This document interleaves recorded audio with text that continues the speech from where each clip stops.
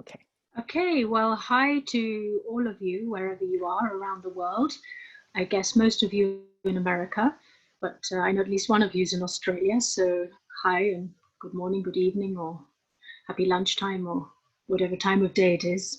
Nice of you to come, and great to see you here again. So I wanted to start this week's session with just clarifying a couple of things from last time. I was unsure exactly what Dr. Karim had mentioned about the Bosnian pyramids, and especially the Pyramid of the Sun. And so I sent him a message during this month, and he replied to me that yes, he has been to Bosnia, and he did do some measurements at the Pyramid of the Sun. And these were his exact words, which I've written here. I guess you can see my screen okay. Hey, can you see my screen okay? Yes, good. Good, good. So he says there is a megalithic dolmen in the shape of an inner granite chamber at the core of the Bosnian pyramid, as well as a water source under it. I also measured BG3 at the center. So that would be, the center would be where we talked about the scalar wave, the non-Hertzian wave coming out at the top of the Pyramid of the Sun.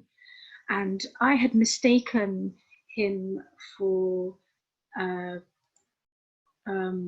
saying that there had been an iron plate inside the Pyramid of the Sun, which was actually Sam's own words, Sam Osmanagic's own words.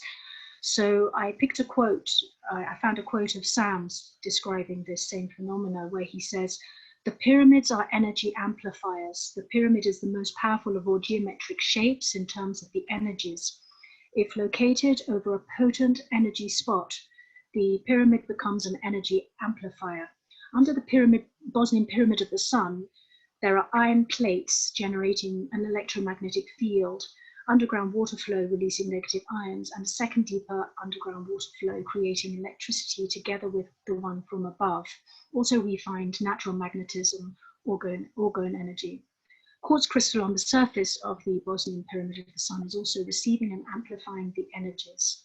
So this was in response to a question that, or something that we weren't quite sure about last time.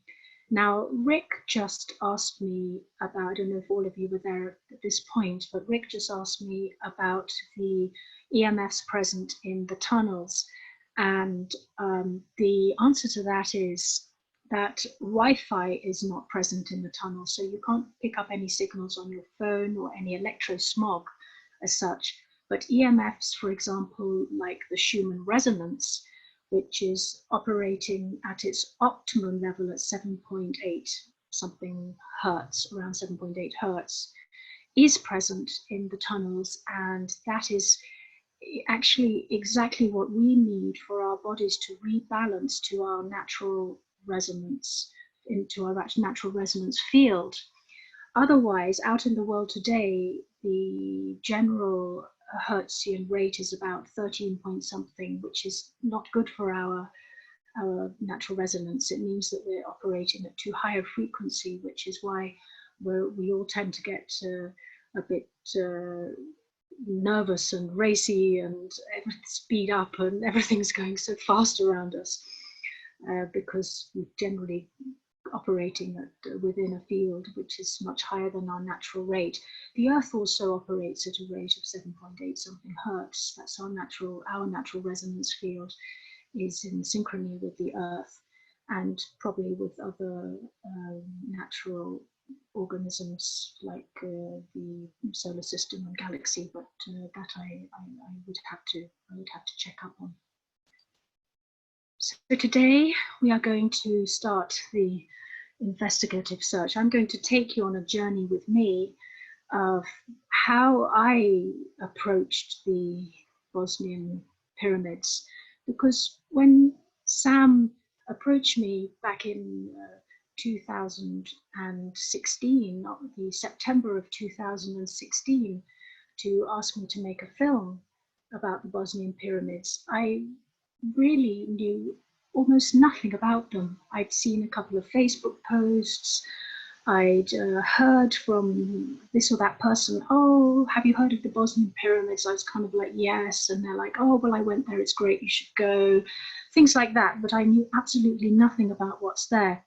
And I think you'll all agree with me, when you haven't been somewhere yet, but you've just heard about it, even if you try and find some information about it on the internet, or even if friends tell you about it, you can't quite gauge the place. It's just not quite possible to scope it out until you've actually physically been there.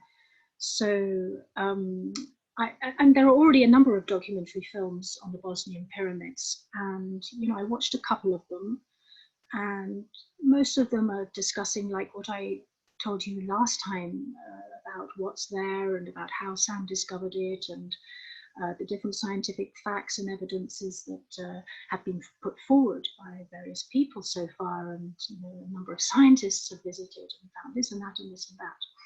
So, but still, having not been there myself, it's quite difficult to understand.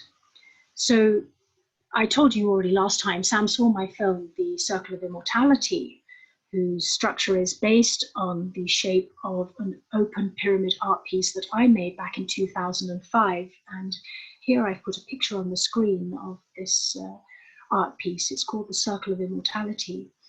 And it's quite a simple piece of work. I won't go into the explanation of it, but in great detail, because otherwise we'll be here for the whole session on that. That's a whole other topic. I even wrote a book about it. In the top right corner, you'll see the pyramid spiral, Dance of the Five Elements, which describes what this piece means. But in a nutshell, it's pointing to the nature of the five elements and how they all move and work and operate together to create the illusion of manifest reality that we exist within. And I'm going to go into that in a little more detail later on in this presentation. So I've been, the other thing is that I've been experimenting with and developing a kind of filmmaking which I've come to call kaleidoscopic filmmaking, because it has that aspect of shape and geometry, and I'm using mandala effects within the films.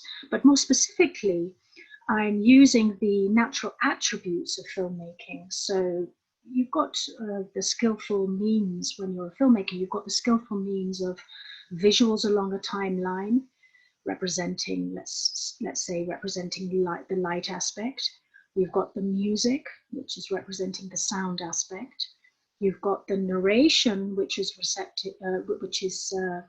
referring to perception, and you've got the skillful means of timing, which is kind of a 4D effect.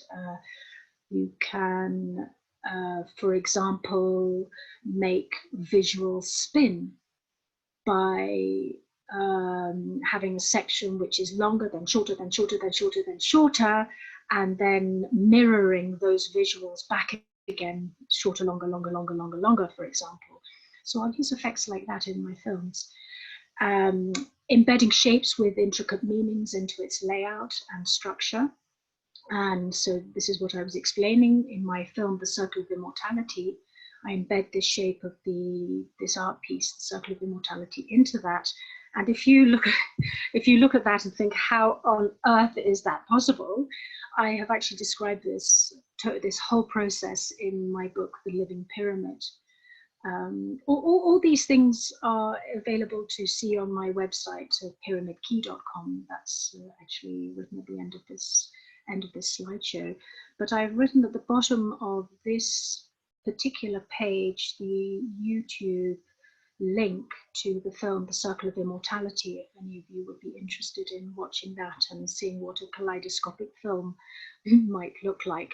It's not like looking weird, like lots of like funny visuals with colors and shapes moving around like a kaleidoscope.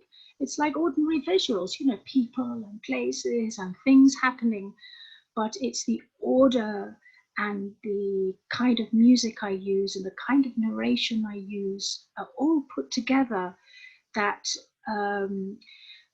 create an overall effect. It's naturally emanating a deeper meaning to the viewer, and that's the point. I don't want to arouse people's intellect so much. I want to, in many ways, I want to quell the intellect, and I want to stir deeper levels of people's consciousness. In a way, I ask people when they watch the movie, especially when I'm with them, I say, look, please don't bother about understanding the meaning or understanding what's going on. Just rest in it. Just let it happen, and watch it at a time when you don't have distraction. It's not like something you put on in the kitchen while you're making the dinner. It's something you sit down in front of and just, like a meditation, you just focus on it. So this is where I was when I met Sam. So this became a little bit like a treasure hunt in a way. So I really wanted to do this movie. I was keen. I've already had the experience and know now what I'm doing when I'm making a kaleidoscopic film. The first one was quite hard because I had to kind of figure everything out. It was the first time I was doing this kind of filmmaking, so I had to stretch my brain beyond all possible measure.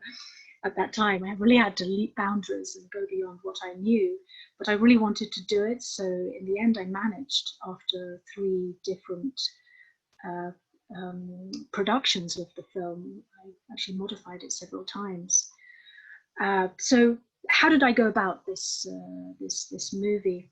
So firstly, setting the intention. Most important thing was I really knew I really wanted to do it, and I knew that I really wanted to make this kaleidoscopic film. And I knew that to do that, I would need to find the shape to base the layout of the movie on. And of course, the shape wasn't going to be the same shape I used for the Circle of Immortality. That was another thing. So each place is unique, and the shape would have to reflect the place's physical, energetic, and spiritual qualities.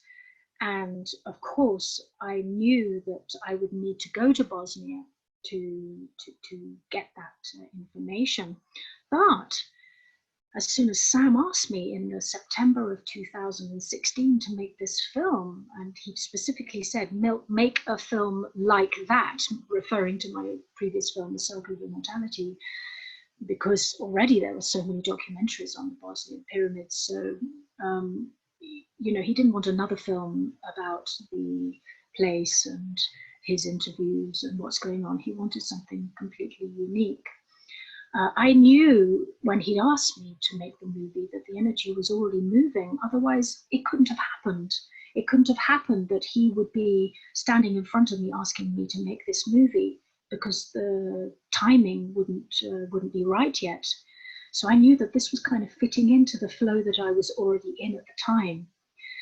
And in order to move ahead, I would need to allow it to just reveal itself to me, asking the right questions.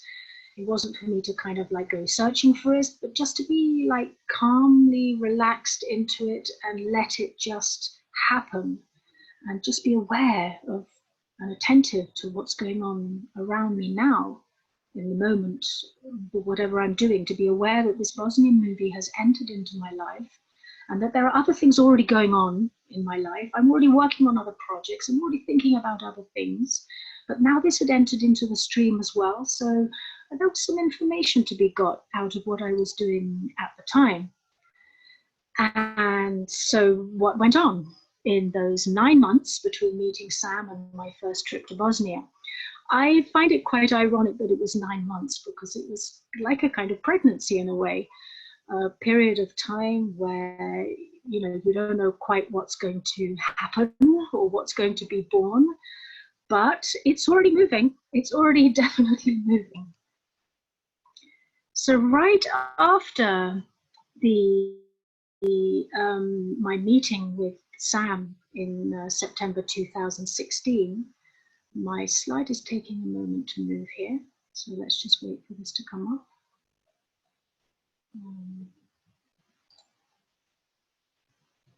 I seem to be, here we go.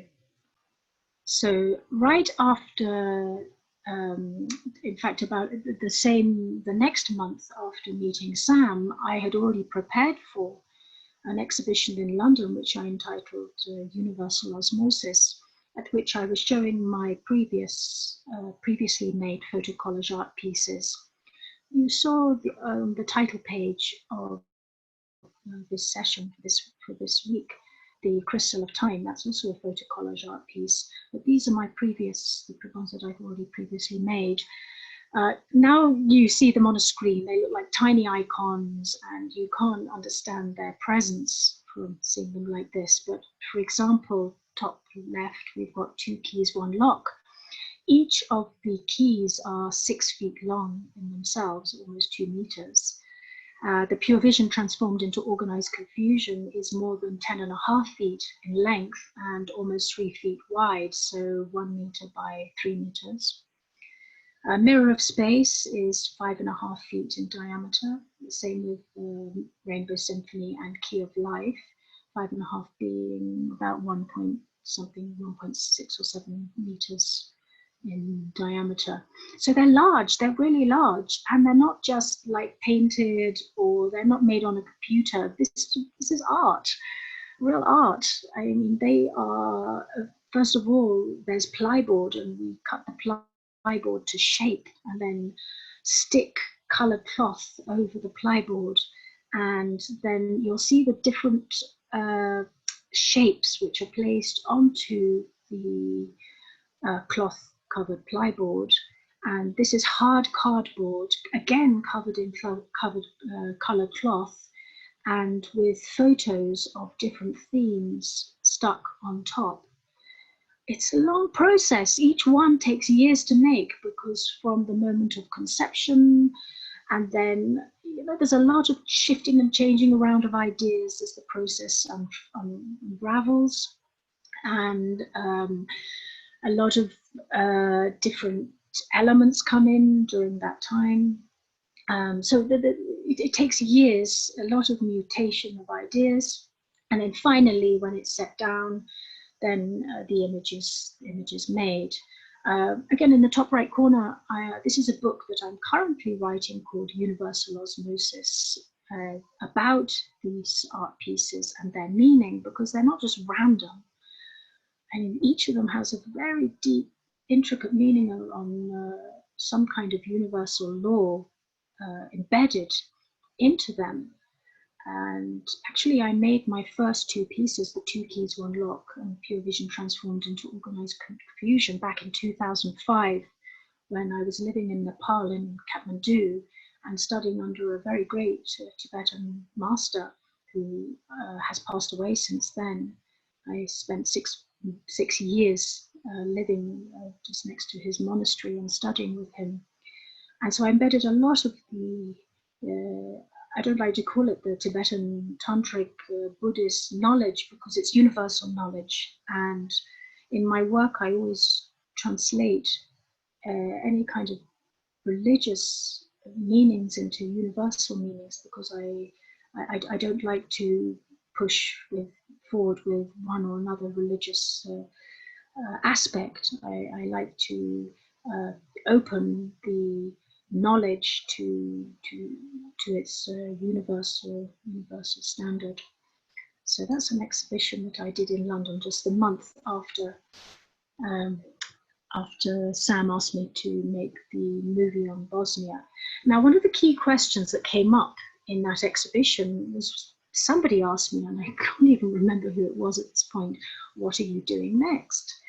And this was a very pertinent question. I mean, what are you doing next? I was actually, I didn't have anything in mind at that moment, but quite spontaneously, in the moment that this person asked me, it came up in my mind that I was going to do a dragon face, something to do with dragons. And so I'm just going to, I included these slides in here because they're just quite amusing. This was my first take on a dragon face. I mean, really, it's like kind of kids drawing, but you've got to start somewhere, right? I mean, Susan, sorry for yes, interrupting. I think yes, sure. I'm not sure we're seeing what you're seeing because from what I see, you're still on page 1 of the Visions of Bosnia. Oh my goodness. So, yeah, somehow in the middle it went back to page 1. So Oh, it went back to page 1. Let me reconnect. So I'm seeing the whole thing with the top first page, and also on the left side you have all the other pages. So I expect that you might have another window open with the one. Okay, okay. Let's get back. What I'll do is I'll end show. Now I can see the dragon face. Now you can see the dragon face. Yes, yes. Okay. Okay, share. Yeah, good. Now you can see the dragon face. All right. Let me get it back to the presenter view. Yeah, so my screen now you switch back. Now you switch back to Visions of Bosnia. Oh, okay. So right now is the Michael and Mary ley line. Okay, good, good, good. So let's get into the presenter view. And I'm just going to go back. Can you see the dragon face now? No. Oh, yes, yes. Yes, I do. Yes, good, good. Okay, in a minute, I'm going to change to the next photo and I'll alert you at that point. Okay. So the point I wanted to make here about the dragon face, did you see the other pictures? Did you see the picture of the of my collage art? Probably not. You meant the page before the dragon face, right?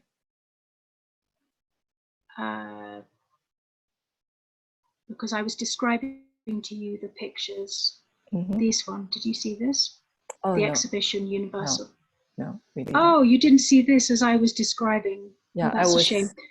I thought you meant the the title page, because that's also crystal of time. Oh, okay. So shall I just run you through this page again? Sure, you could quickly go through. Yeah, very, very quickly, because we're already getting ahead of time here. So you'll see the 2 keys, 1 lock, the pure vision transformed into organized confusion, the mirror of space, rainbow symphony, and the key of life. As I described to you, these are made with the plyboard, the cloth covering the plyboard, the cardboard with the cloth covering the colored cloth covering the cardboard, and the photos stuck on top. And I explained to you that they're not tiny little icons, they're really very large pieces. And the 2 keys, 6 feet by 6 feet, and this pure vision is 10.5 feet by 3 feet. Mirror of space, 5.5 feet in diameter. The rainbow symphony, 5.5 feet in diameter. And again, the key of life. So, and as I explained to you, these are describing universal law. So I'm going to move on. Then at the exhibition, somebody asked me, what are you doing next? And then I came to my mind that I'm going to do a dragon face. So I had to think very carefully about this dragon face. And like you can see, this looks like kids drawing here. But, like I said, you've got to start somewhere. And the key features of a dragon are 2 eyes, 2 horns, and 2 moustaches. And this is something that you'll find replicate in dragon faces all over art all over the world, actually. These factors will pretty much be present in a dragon face. So I thought, okay, I can start with that. And the fact that a dragon is the chariot of consciousness, transporting it through the different dimensions of existence, really gave me a great lead on what I could do with this dragon concept.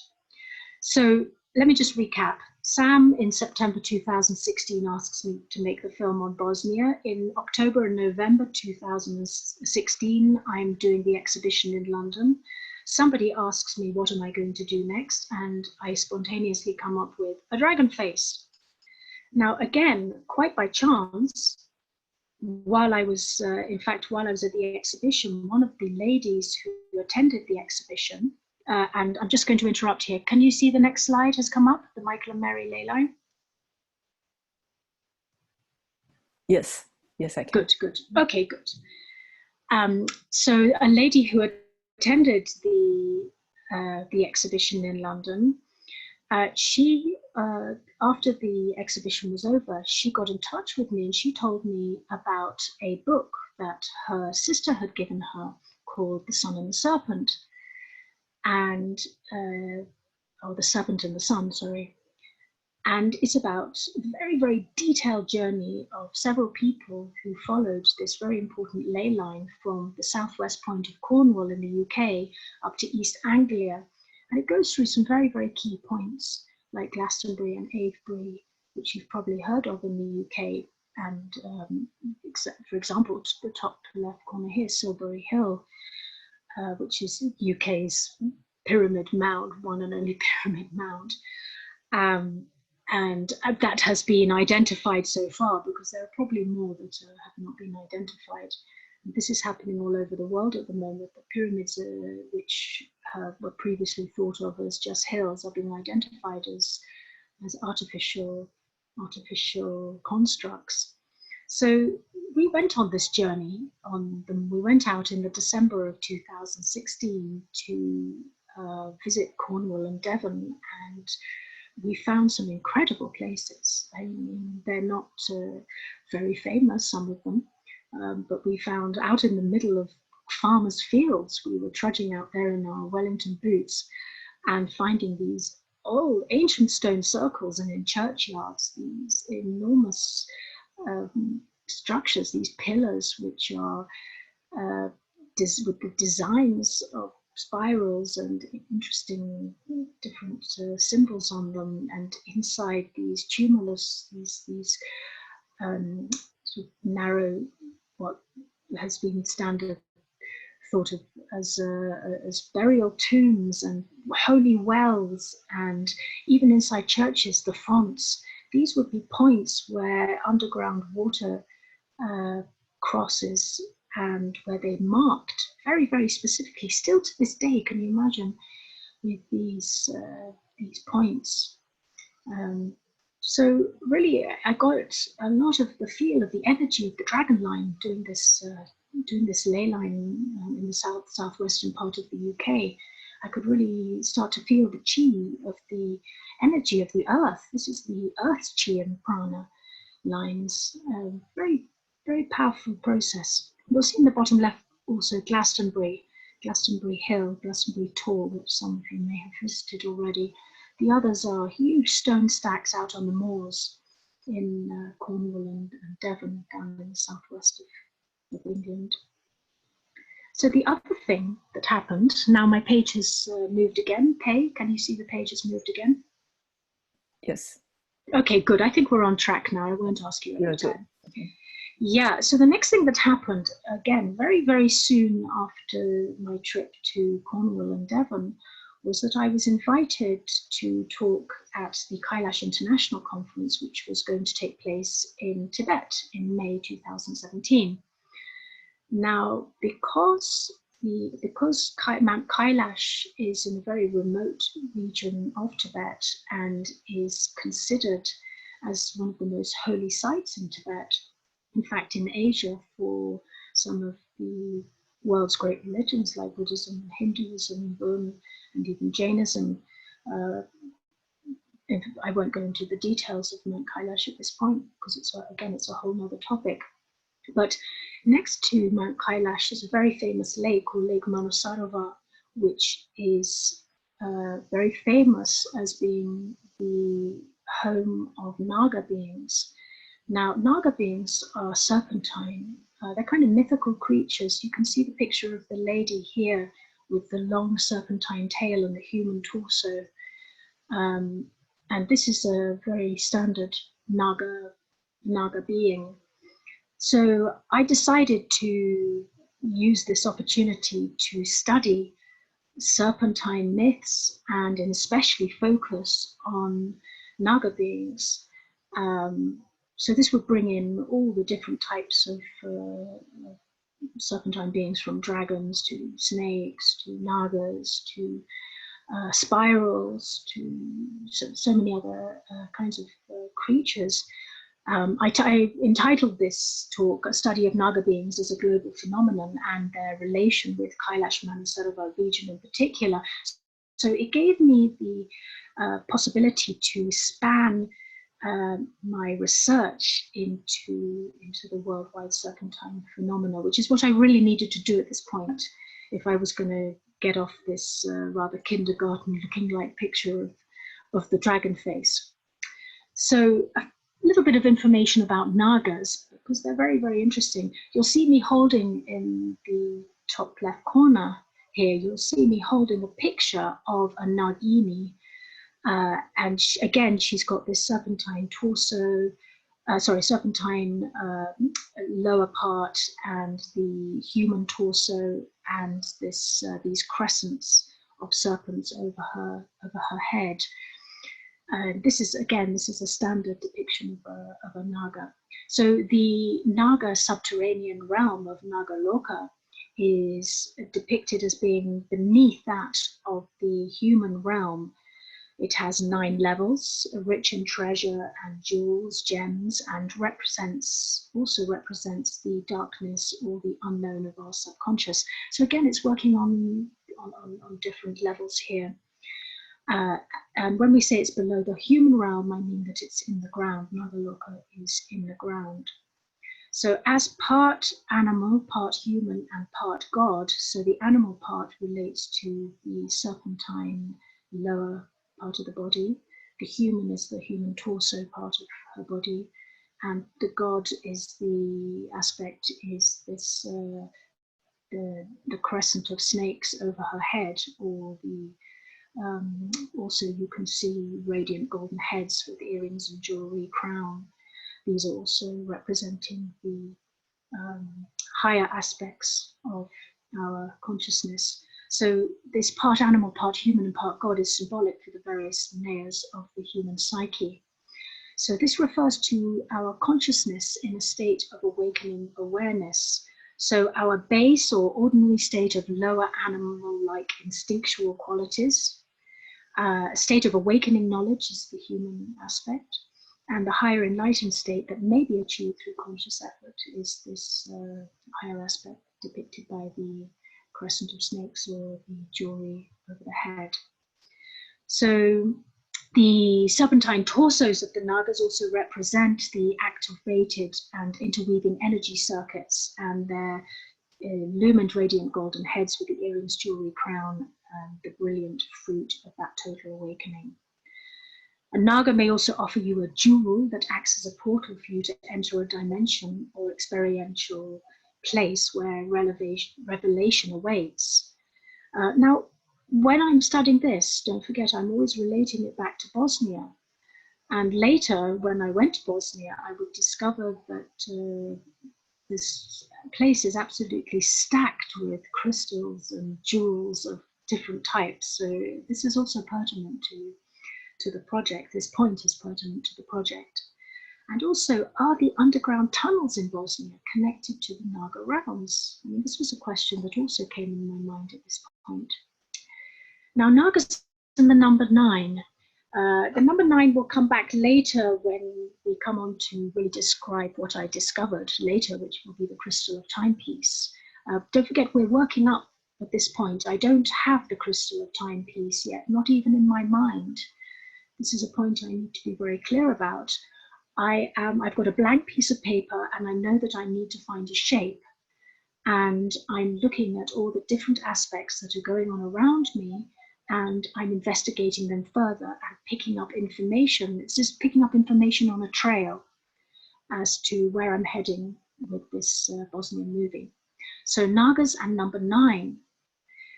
In the Naga mandala, which you can see in the bottom left-hand corner here, there are 9 Nagas. The one in the middle is the Kundalini, and there are 8 Naga kings surrounding it. Now, this is this picture that you can see in the center here, the Sri Yantra, Some of you may be familiar with this picture. It's very famous, but the whole universe is pictured as a 2D, 3D image of Mount Meru. Mount Meru, at the top left and the top right corner, I've put a couple of small icon pictures of Mount Meru there. Mount Meru is the pillar, known as the pillar of our world or our universal system. So it's around which everything revolves. So this whole universe is pictured as a 2D, 3D image of Mount Meru in a diagram called Sri Yantra, which has itself 9 levels, representing the 9 levels of the body, or 9 levels of Mount Meru, the central axis around which all things revolve. So like 8 Nagarajas, Nagaraja means Naga kings, winding themselves around the tree of life, the 9th represents the supreme Naga Kundalini, which arises as the pervasive power from its center point, the Bindu, right in the center. Bindu in Sanskrit means point, where Shiva and Shakti reside in union, which is what Mount Kailash is famous for, being the home of Shiva and Shakti residing in union. So Mount Kailash in terms of physical location on this earth. So you've got Mount Kailash is representing Mount Meru, and Mount Kailash, being in the western part of Tibet, is considered as a central axis of this physical world. Kundalini is the central energy that winds its way up the spinal column. So of course, when we're talking here, we're talking on so many different levels. We're talking on an outer level, we're talking on an inner level, we're talking on a secret level. So on an inner level, we're talking about the Kundalini as a central energy that winds its way up the spinal column, the hidden force lying within us that may empower spiritual awakening if activated. The power that pervades and fills the universe, the energy of all things. So this is really a very powerful image, and it's now connecting me back to my knowledge of universal law that I've been learning with the Tibetan masters, and it's giving me a basis from which I can start to create some to develop the shape that I had started with those rather kindergarten looking pictures of the dragon face. So I don't want to scrap the dragon face yet. I'm still thinking that maybe the picture will come out as a dragon face. But what I'm doing now is I'm finding a way to express a dragon face with suitable shapes, and also trying to include this base understanding I have of the 2 eyes, 2 horns, and 2 moustaches. So looking at the symbolic aspects of the dragon and the Nagas to lead the search, the idea of fractality is also creeping in as fractals are the thumbprints of creation. As I'm going along, I'm trying to develop the concept. So we've got this idea of the double tetrahedron and the 5 elements. This is a shape that I've worked with a great deal in the past, and I was feeling that this could be pertinent also to this story, notwithstanding that dragons themselves are also pertaining to elements of fire, elements of earth, elements of air. There are different types of dragons of space also, and I wanted to bring the 5 elements in a more general way as well. This toroidal energy flow, you'll see that there's an idea of sort of energy coming in and out here. And also this spiraling up and down, like the art picture I showed you in the first slide of the Circle of Immortality, which I hope you saw. I hope you saw that slide with that picture. Spirals are also very representative of dragons. And in fact, when we were out on the Michael Mary ley line in southwest England, we saw a lot of spirals drawn on fonts and inside the roofs of on the ceilings of churches, kind of hidden in corners. They're very pagan, but they're still very much there. And if you look for them, you'll find all sorts of pagan representative icons just hiding here and there around churches. So spirals are also one of the earliest symbols for the dragon and are the basic format of our universe in operation, reflecting all natural systems. So we have, of course, our Earth is revolving around the sun, the solar system is revolving in the galaxy, galaxy is revolving around the universe, etc., etc. There's this spiraling going on everywhere. And time itself moves in a spiral, revolving around an ever-present continuum that seems to mark a past, forwarding into a future, and here I write, what a trick of its own sinuous shape. And this is something that Dr. Karim later pushes me into developing this concept of time when I was invited later on to his conference in Victoria to talk about the crystal of time. But I'm going to go into more detail about that when we get to that point. Now, the next slide is showing how I developed the last sketch into a more concrete picture, or part of the picture that would later enter into the crystal of time. So this is a shape that would work for the 5 elements. This is a shape that would work for the dragon concept, a shape that could be repeated in larger or smaller sizes. So the fractal aspect is possible here. A shape in which the energy could flow indefinitely, a toroidal shape. And also this illusory double tetrahedron is neatly packed inside the heart of the flow. So you'll see here on the right side, bottom right side, I've kind of played with this double tetrahedron. So the top half of the tetrahedron faces up, and I use the back half of this cubed board, and the front side of the cube board I make into the lower half of the tetrahedron. So it's not exactly the standard tetrahedron, it's kind of an illusory tetrahedron, but I like that. It gives it the artist Escher comes into mind, so some Escher-like quality. Here we've also got the figure of 8 occurring. This is the symbol of infinity. And you're, again, back to this checkered board, the 64 elements are all mixed up here.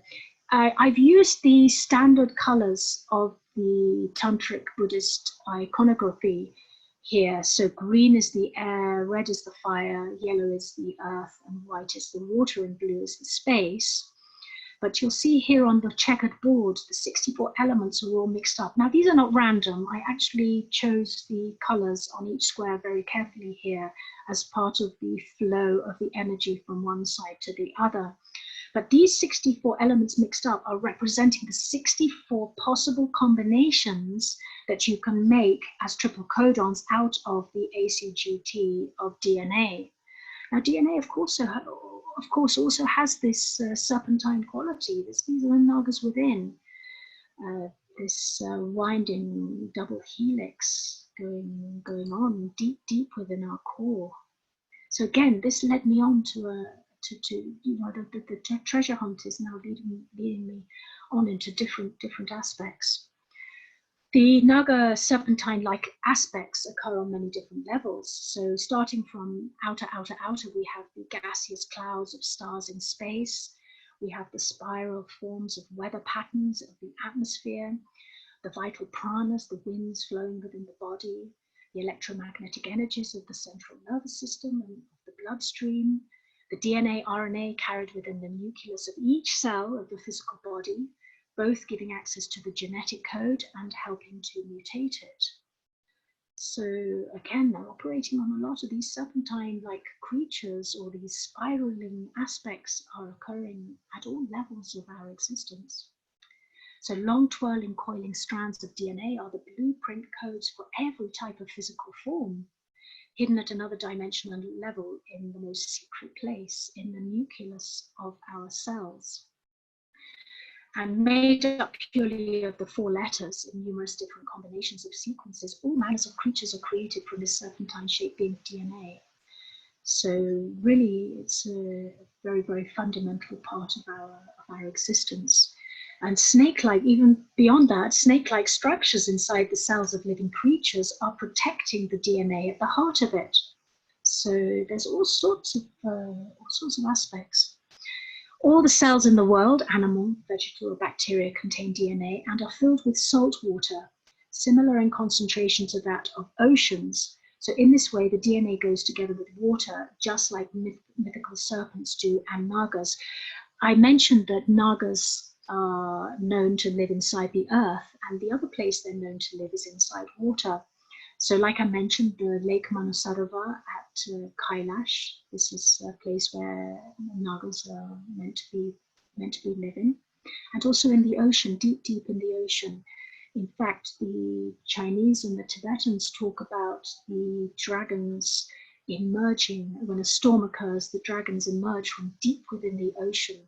It's like when they're playing on in the atmosphere. So they emerge out of the ocean and they fly in the sky, and that's when we see lightning and storms occur. This is something quite nice. Another point here is if you can pierce means if you can perceive through the outer layers of reality and unclothe all living beings of their physical forms. So if you can strip physical forms of their gross elements and see them purely as structures of DNA, then actually all you would see around you and within everything are these curled up snakes absolutely filling the space. And this is actually something which is talked about at the higher stages of the tantric teachings in the Tibetan Buddhist path, is the direct perception of these snake-like images inside the little points of space. Now the Pythagorean tetrad. And now why did I even think of this? At the time, I was actually modifying one of my previous pieces of photocollage art. So I picked up this idea of resonance, harmonic resonance, and I really wanted to include this idea of resonance into this photocollage art piece. So the Pythagorean tetrad came up as a very important aspect to this. Very, very simple design. You'll see there are 4 circles at the bottom, 3 circles on top, 2 circles above that, and 1 circle at the apex, making 10 circles. Very simple, but so much to it. So much to it. So this is the picture that I was wanting to transform, and you can see that along the edges from bottom left, if you kind of snake up and around the middle part, which is the white section, and down again to the blue section on the right, you'll see this flow of photographs in a kind of order. And here I write the information of harmonic resonance into this picture. So this is why I was thinking about harmonic resonance. And again, I was telling you earlier that I was being attentive to other things that were going on around me at the same time that I was thinking about this Bosnian movie. Remember, I still haven't been to Bosnia. These are the 9 months in which I'm investigating going to Bosnia and getting on with other work, which I've already got in process. And using that, or these are bits of information, are pushing me to look deeper into how I can make a shape that may be associated with the Bosnian pyramids. But anyway, it's a shape that I'm making because it's my the next photocollage art piece that I'm developing. So here we've got Octave of Harmonic Resonance, and I came across this book by a fellow called Michael Hayes called The Infinite Harmony, which really, really opened my eyes to many aspects of resonance, harmonic resonance, and the meaning of the octave. So let's look at some of the points that he mentions here. 1 octave of whole tones is 7 notes, plus 1, which equals 8. We know that an octave has 8 notes, but the eighth note is the same as the first note, just a whole pitch higher, a whole dimension higher than the first note. Now, the Pythagoreans introduced 2 additional concentrations of resonance at the points of vibrational retardation, because actually an octave of 8 notes doesn't have a perfect sound to it. So, and it's not perfectly harmonious. So between the notes mi, fa, and ti, do, they introduced these 2 additional concentrations of resonance to make it harmonious. So now we've got an octave, so-called, of 10 notes. So 8 plus 2 additional notes equals 10, like the Pythagorean tetrad, which has itself 4 bass notes, encompassing 3 octaves. And those 3 octaves here are representing active, passive, and neutral aspects at a material level. Now, these 3 octaves, in 3 octaves, it's not 3 times 8 equals 24, as we would suspect. It's 3 times 7 plus 1, which is 22, over 7, which is the number of notes in an octave, minus the 1, which is the same as the first at a different dimensional state, the last one, in other words, which equals pi, roughly 3.14. Now, again, there's so many relations of pi is such an important number in nature and in how things are expressed in our manifest reality. So, and again, not to get off the subject here, these 3 octaves now emerge as 3 more octaves with active, passive, and neutral aspects, but this time not at a material level, but at an energetic level, making 9 octaves in total. And we know that 7 times 9 is 63, with a last note, which is the 10th, do, the 10th do of the whole sequence, being the 64th note. And again, this resembles the 64 possible combinations of ACGT as triple codons in DNA. Now, this is pertinent because also pi figures in the whole DNA sequence. But again, I'm not going to get into that now because it's another topic. So we come back to our Pythagorean tetrad here, and we can see that our the first shape, which is very, very obvious here, is the triangle. Another shape within is this 6-pointed star, and the third little box on the right there, you can see another intricate shape, which it makes it multi-dimensional. Actually, this shape has a lot of dimension to it, and I will explain as follows what this is pointing to. So this also points to our relationship between consciousness as awareness and perception. So I know that all of you know what consciousness is, and I know what awareness and perception are, but because different traditions of thought use these words as with different meanings, I just wanted to be very clear what I'm meaning when I say consciousness and awareness and perception. So I'm using consciousness as a generic name for the energetic force behind all creation, and its absolute nature as awareness, which is like a perfectly clear crystal, and the ultimate state of our mind. So awareness, although empty and transparent, in the sense of empty meaning it has no inherent reality, and transparent meaning it's energetic, it has a luminosity. Its inherent qualities of wisdom and clarity spontaneously produce sounds, which are like and visionary forms, which are effective the clarity, that are not part of physicality. So we've got something is arising out of nothing, which is simply the quality of perception, which itself is a quality of awareness, its relative aspect, enjoying its inherent aspects. Now, as long as the symmetry is bound, and this tripartite is bound, and awareness doesn't move from its inherent state of being. But when perception looks back at itself, perception being the relative aspect of awareness, not separate from awareness, part of awareness, but its relative aspect. So it looks at itself. So when awareness, as perception, looks at itself, it self-refers.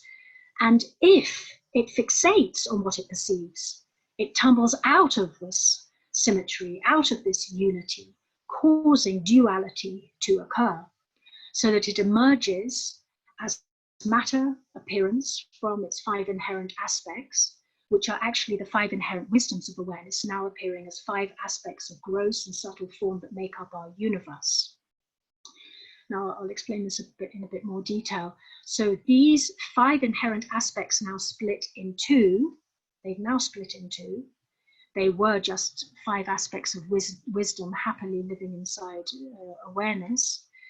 In fact, they still are, but now because perception is looking at them in a different way, they appear in a different way. So these 5 inherent aspects now split in 2, they keep perception as 5 aspects of mind and the 5 elements as the 5 aspects of manifest reality in a continual feedback loop.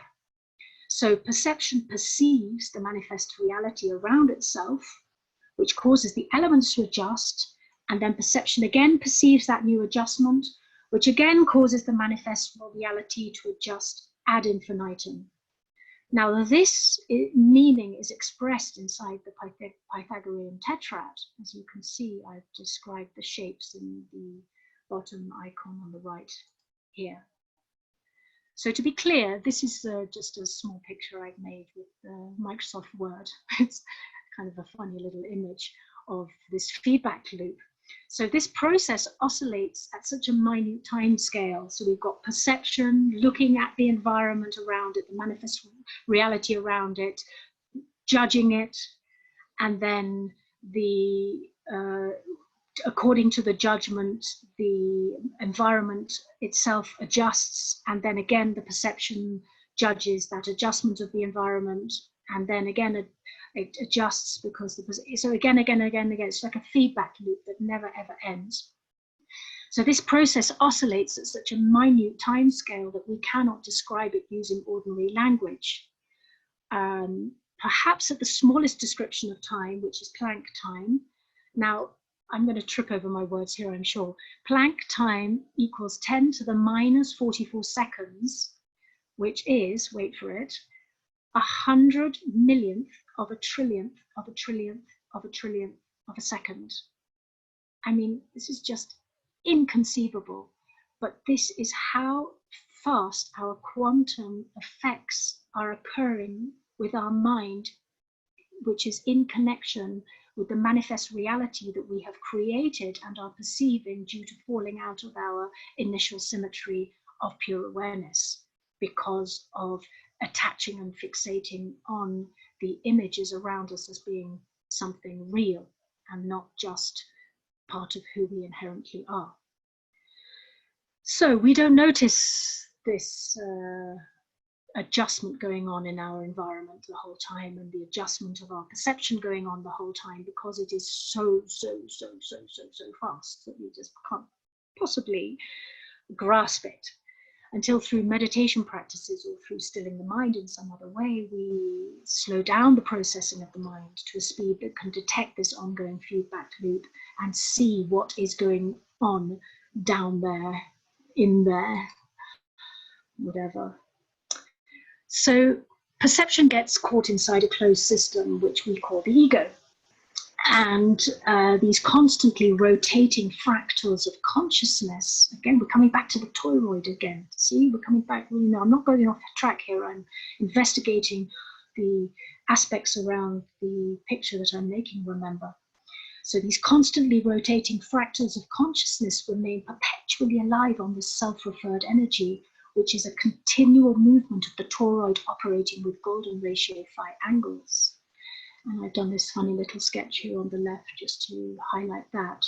Now, the musical scale, back to the octaves of harmonic resonance, has a natural spiral shape whereby sounds are emerging and dissolving out of one note. So similarly, this is an effect going on with the harmonic resonance. This golden phi ratio is it's related to the Fibonacci sequence.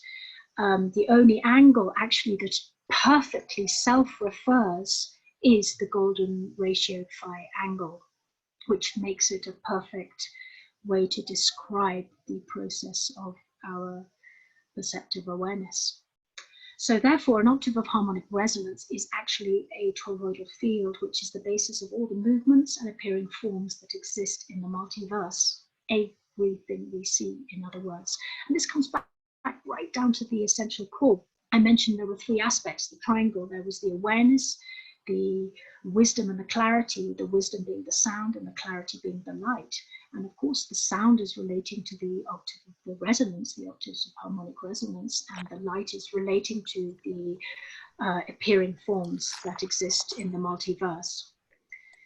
So, like scalar energy, awareness has the capacity to pulse the entirety of existence into being. Scalar waves are something that I'm going to come back to later, without ever straying from its perfect state. But perception of awareness must remain. In order for this to happen, perception of awareness, or in order for it to happen consciously, let's say, perception of awareness must remain aware of being aware, so that it doesn't get caught inside this closed system and cause the manifestation of gross and subtle forms to occur through its inherent aspects appearing. So continuing to add and subtract figures of 8 together, the octaves of harmonic resonance emerge, snaking their way into an infinite knot, their coiled up energy holding all potential. Now I'm able to make a much more descriptive picture. Pei, are we okay on the slides moving? Oh, yes, I can see it. Okay. So now we've got a more developed sketch. So from those funny little dragon faces looking like kindergarten pictures at the beginning, we developed to a more, another funny little sketch of a dragon face, and then we looked at the element picture with the 64 checkerboard in the middle and the tetrahedrons in the center. And now this has developed into something more like what I'm going to actually produce in the end. So here we got a base in line with the Pythagorean tetrad.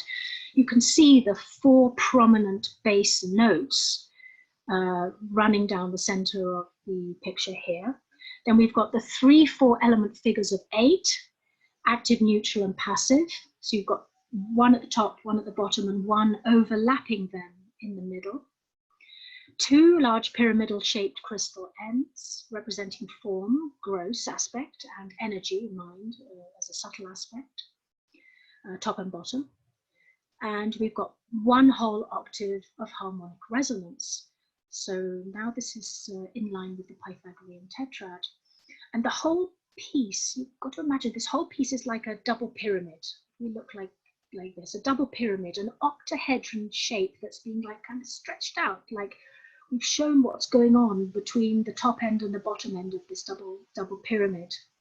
This octave of harmonic resonance is demonstrating the energy within, or rather caused by, the shape of the octahedron.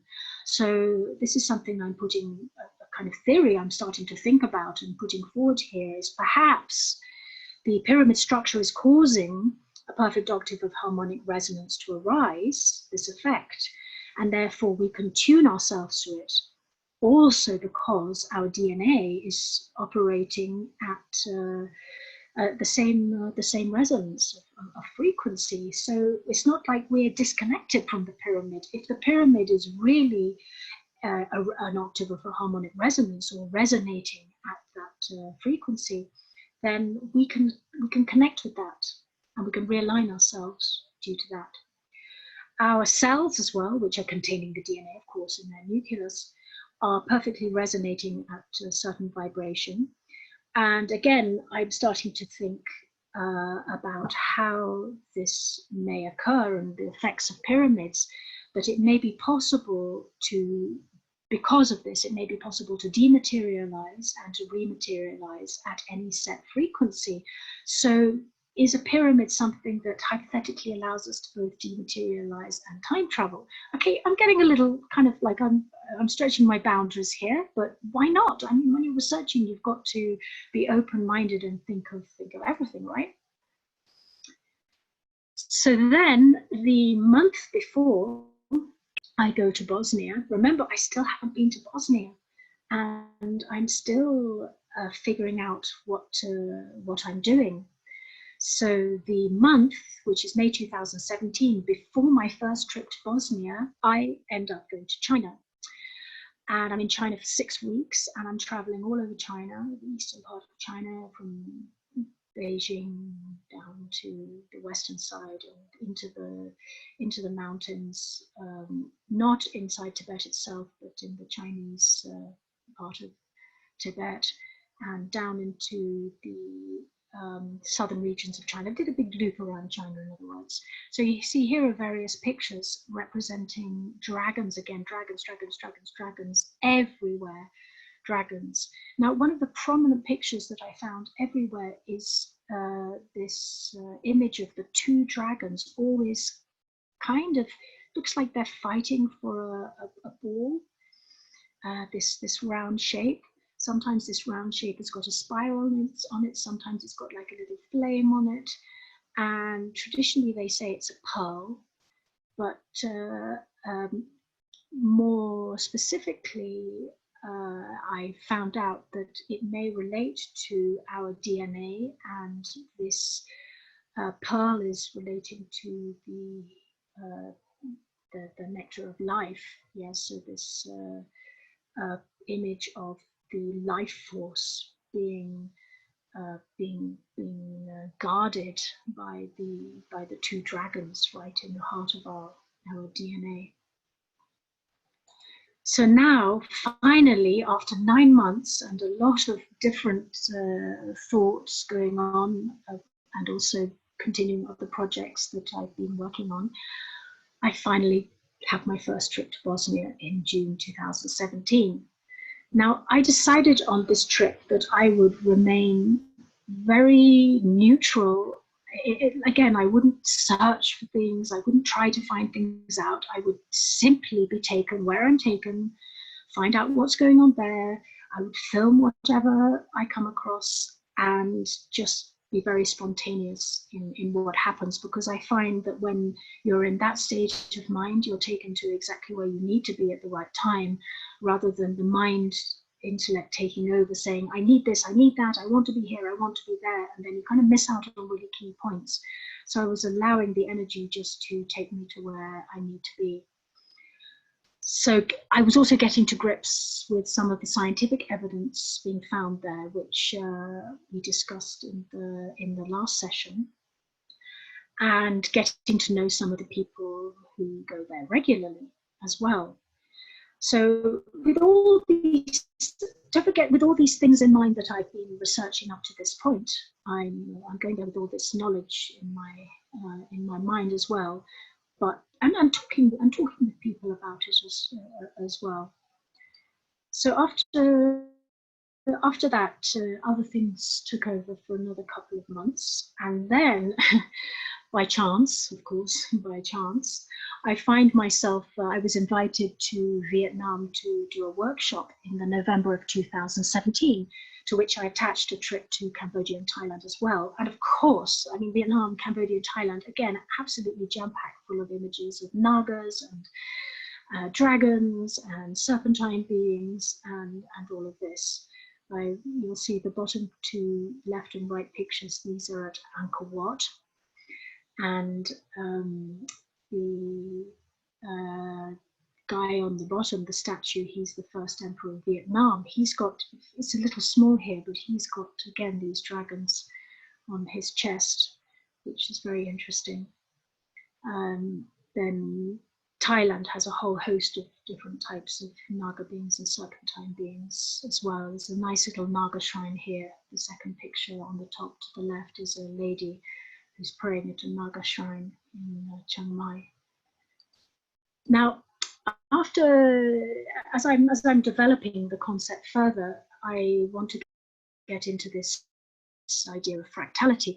And I still haven't let go of this idea of the dragon face. So I'm attempting to make a dragon's face with an element of fractality to it.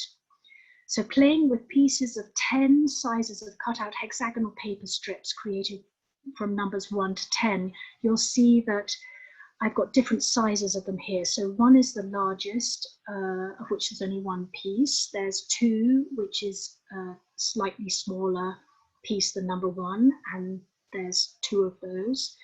Then 3 is slightly smaller than number 2, etc., etc., etc., until number 10, which you can see there's tiny pieces, 10 tiny pieces of the smallest hexagonal shapes. So I thought I would play further with this dragon face, and maybe I could, I was playing on the floor here. I'm trying to make a dragon face with these pieces of paper, but nothing really resonated. It didn't come out right, and I wasn't happy with any of the shapes. But I don't know, I just one day I decided I was playing around. And since I had this, I think I just decided to, I added up 1 to 10, so 1 plus 2 plus 3 plus 4 up to 10, because I wanted to know how many pieces of paper I had in total. And it came to 55. And I thought, okay, I don't know, I just started playing on paper, and this is what happened. Something quite extraordinary, actually. I had no idea I was going down this route. It was just something that happened very spontaneously.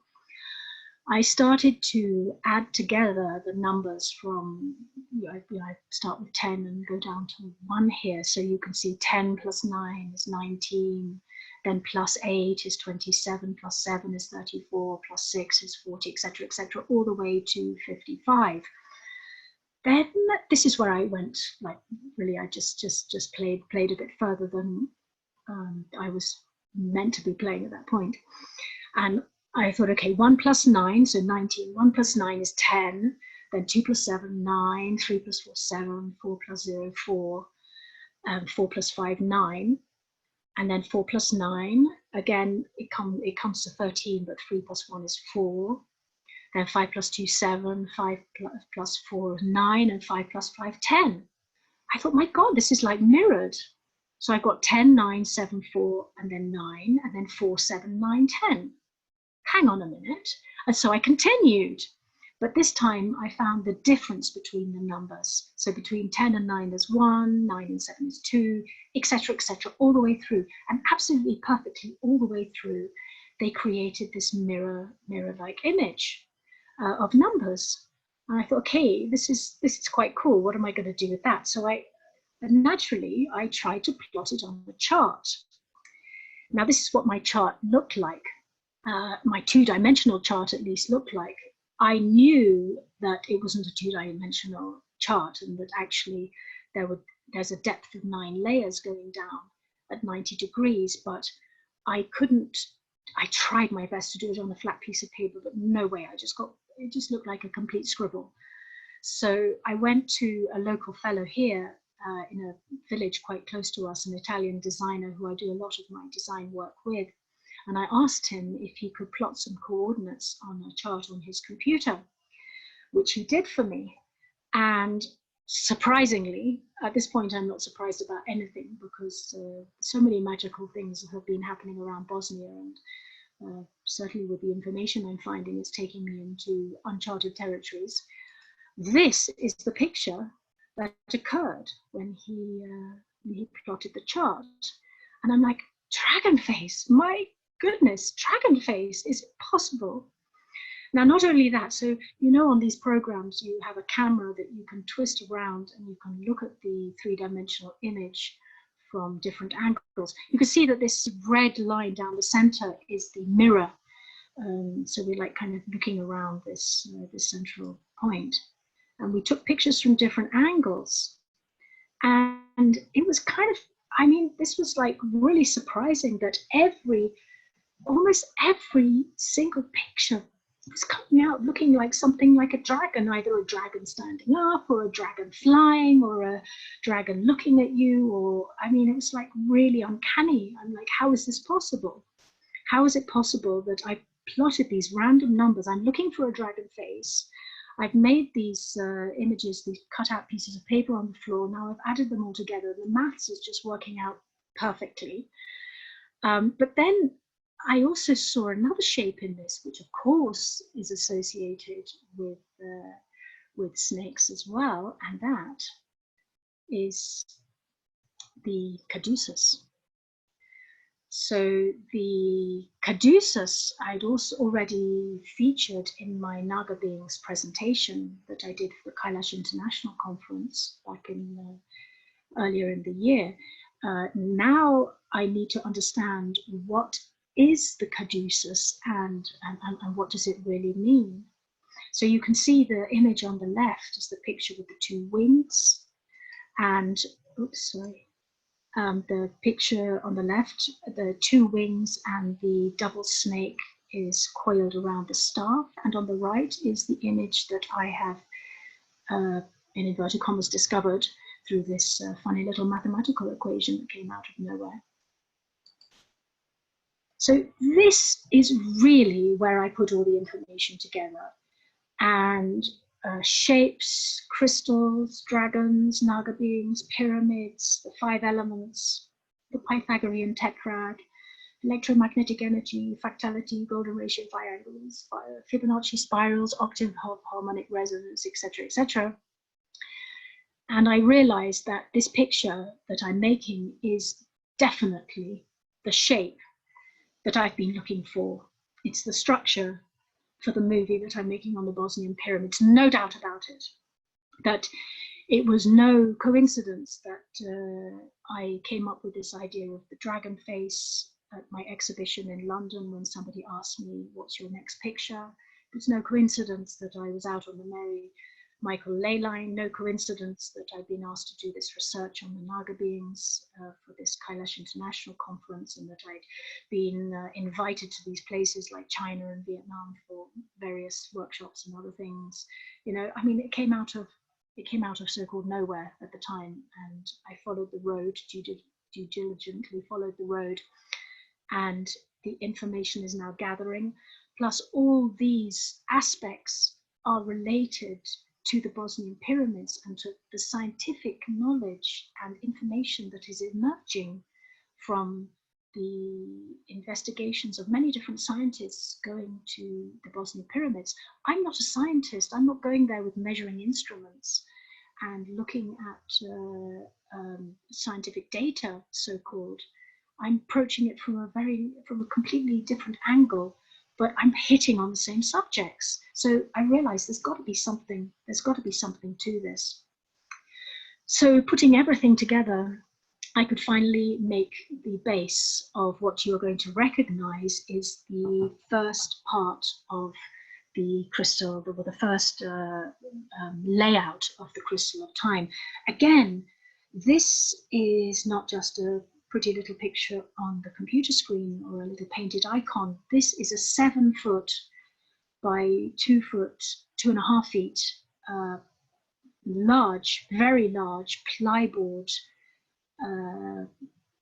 piece of plyboard covered with this dark blue cloth. And on top of it, these shapes are all hard cardboard covered in colored cloth and stuck together in the correct order.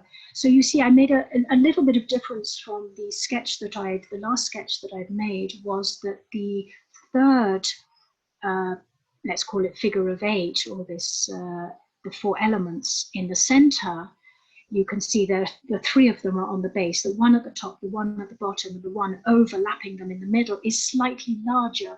And I did this purposefully at the time. A little bit intuitively, but purposefully. I knew that it shouldn't be the same size. And later, when I go deeper into the meaning of time, which I just mentioned before, which Dr. Karim pushed me into when he asked me to focus on time at his to give a talk at his function in Victoria last year. Then I realized why I'd done this, but now I was kind of doing it more intuitively, knowing that it had to be a larger piece than the other two. You'll also see that the spirals of the ends of these figures of 8 are now in phi ratio angles, so the energy is self-referring. This is a very important point as well. You'll also see that I've created a line of crystals down the center. There are 8 of them, the little white triangles you can see running down the center of the piece from top to bottom. Again, the octave of harmonic resonance is there, but in the form of crystal. The white triangles are representing the crystals. And in the center, now I've opened up one of these 64 element checkerboards in the center, and I've shown what goes on inside the center of this little structure of 4 pincer-like arms. So we've got the golden circle surrounded by 12, they're actually little hexagon shapes. And again, this I developed later in another photo collage art piece that I've made since then, and which is also pertinent to the Bosnian movie as it's developing now, which means this is 2017. Sorry, this is 2018. This second trip to Bosnia was in the June of 2018, and with it, I go there with this this base of the crystal of time. Nothing more at the moment. None of the photos have been placed down. None of the golden lines have been placed down, and the dark blue lines. None of those have been placed down yet. Just this simple base. So I already have the name, Crystal of Time, and I'm asking people, what do you think about it? What comes to mind when you see it? And we had a lot of discussion around that, of course, at the breakfast, lunch and dinner tables. And that, on that particular trip, it was a different trip from the first trip. My first trip, like I said, I spontaneously went wherever I was taken, and I was filming and filming and filming and gathering information and this and that. But in this trip, it's going much deeper into electromagnetic frequencies, Hertzian waves, scalar waves, which are non-Hertzian, golden ratio phi angles, Fibonacci spirals, crystals, and their geographical and energetic relation to the Bosnian pyramids. Honestly speaking, now I was completely out of my depth because there was a lot of scientific information there that I was not familiar with, that I would have to deeply research and understand. I've included a photo, one photo that was taken on that trip as well, which I like very much. This is a crystal mandala. You can see the stones are placed on top of it, on the ground. The ground that we're standing on there is like a carpet of crystals. There's so many crystals in Bosnia. It's just like they're like stones here. So we're standing on a carpet of crystals, and we're doing a meditation around the center of this mandala. And somebody on the outside of this mandala took a photograph of us. And I mean, you know, okay, you can say they're just be light forms or whatever, but look inside the purple light. It's as if there are beings, huge, large beings are standing and watching us. You can see the shadow, almost the outline of heads and the top of the bodies and the lower parts of the bodies. If you look at this this photo, it's extraordinary. That day itself was absolutely extraordinary. It was midsummer. It was such a powerful, energetic moment, planetary moment, and we all felt it that day. There was something incredibly special about what was going on there that day. So now in my next talk with you, you'll see here now how the base has developed on to its final stage of Crystal of Time. So there's quite a lot more that I have to think about and I have to investigate before I'm able to lay down these golden lines. How am I going to, I knew already at this second trip, during the second trip to Bosnia, that there would be these lines, but how on earth I would lay them down, I had absolutely no idea. And you will see also that the dark blue lines, which are from the outer part to the inner part, actually piercing into the golden part, golden ball at the center, like I was showing you earlier, the two dragons with the ball. in all the Chinese iconography of dragons, or many of the pictures of dragons that you'll find around China and the Far East. And you'll see that it also resembles this image that I'd found from this equation that I'd made and the graph that I'd plotted. So I had to figure out all these things still to come. There was a lot more research to do. And next time I am going to discuss with you how I went deeper into these aspects, and again, how they relate back to the Bosnian pyramids, because none of this would be relevant if it were not associated with the Bosnian pyramids. But as I came to understand, the further I walked down this road, I found more and more connections to it. So yeah, and this is where I'm going to stop for today. But next time we'll continue with the details of how the investigation continued. So thank you very much. Thank you, Susan. Yeah, this is very fascinating. It's a detective story. It is. Energetic level or the subconscious level. Yes,